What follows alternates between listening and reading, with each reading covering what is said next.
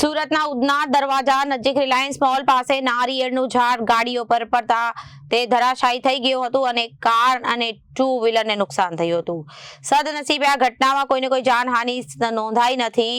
અચાનક તેજ પવન અને વાવાઝોડા જેવા માહોલથી લોકોમાં દહેશત ફેલાઈ. ટુ વ્હીલર ચાલકો સુરક્ષા માટે રસ્તાની સાઈડ પર ઉભા રહેવા મજબૂર બન્યા. સુરતમાં ઉધના દરવાજા નજીક રિલાયન્સ મોલ પાસે નારિયેળનું ઝાડ ગાડીઓ પર ધરાશાયી થતા કાર અને ટુ વ્હીલરને નુકસાન થયું હતું. ગત રોજ આવેલા અચાનક વાવાઝોડાના કારણે આ નુકસાનની ભીતિ સર્જાઈ હતી. સદનસીબે આ ઘટનામાં કોઈ જાનહાનિ નોંધાઈ નથી. અચાનક તેજ પવન અને વાવાઝોડા માહોલથી લોકોમાં દહેશત ફેલાઈ ગઈ. ટુ વ્હીલર ચાલકો સુરક્ષા માટે રસ્તાની સાઈડ પર ઉભા રહેવા મજબૂર બન્યા. ધૂળના ગોટાળા સાથે વાતાવરણમાં ઠંડક પસરી ગઈ. મોસમમાં અચાનક મોટો ફેરફાર. આકાશમાં ઘેરાયેલા વાદળો વચ્ચે વરસાદ પડવાના સ્પષ્ટ સંકેતો જોવા મળ્યા.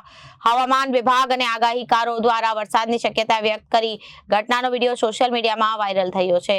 લોકોમાં ચર્ચાનો વિષય બન્યો છે. Reporter Arvind Rathod, Janadesh news, Surat.